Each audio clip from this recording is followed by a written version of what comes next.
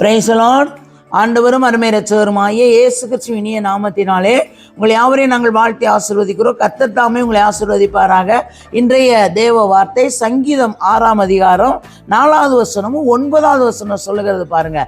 திரும்பும் கர்த்தாவே என் ஆத்துமாவை விடுவியும், உம்முடைய கிருபையின் மித்த என்னை ரட்சியும். அல்லேலூயா. நல்ல கவனிங்க. திரும்பும் கர்த்தாவேன்னா அப்பா என் பக்கமாய் நீங்க திரும்புங்க, என்னுடைய விண்ணப்பத்தை கேளுங்கப்பா, என்னை விடுவீங்க. நான் ஆண்டவரே இந்த கட்டில் இருக்கிறேன், இந்த சூழ்நிலையில் இருக்கிற இப்படிப்பட்ட காரியங்களை நீங்கள் உங்கள் என்ன சூழ்நிலையை நீங்கள் இருக்கிறீர்கள் என்பது உங்களுக்கு தான் தெரியும். உங்களுக்கு தெரியும் பொழுது நீங்கள் கர்த்தரிடத்துக்கு தெரியப்படுத்தணும். அப்போ விடுவியும், ஆண்டவரே இதிலிருந்து என்னை விடுவீங்கப்பா அப்படின்னு கண்ணு கிருபை நிமித்தம் என்னை ரட்சிங்க ஆண்டவரே. இப்போ ஆண்டவர்கிட்ட கேட்கணும், ஆண்டவரே நம்முடைய பிள்ளையாய் சொந்த பிள்ளையாய் மாறணும் ஆண்டவரே, உம்முடைய சொந்த பிள்ளையாய் என்னை மாற்றும் என்று கேட்கும் பொழுது கர்த்தர் கிரியை செய்கிற தேவனாக இருக்கிறார். கர்த்தர் என் விண்ணப்பத்தை கேட்டார், கர்த்தர் என் ஜெபத்தை ஏற்றுக்கொள்ளுவார்.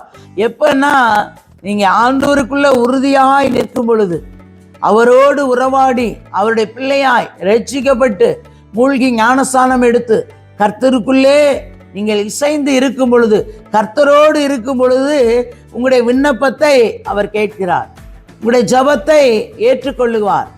அப்போ அவரோடு நீங்கள் ஐக்கியமாகணும். யாரோட? இயேசுவோடு ஐக்கியமாகணும், உலகத்தோடு அல்ல, இயேசுவோடு ஐக்கியமாகணும். அப்பொழுதுதான் உங்களுடைய விண்ணப்பத்தை கேட்பார், உங்களுடைய ஜெபத்தை ஏற்றுக்கொள்ளுவார்.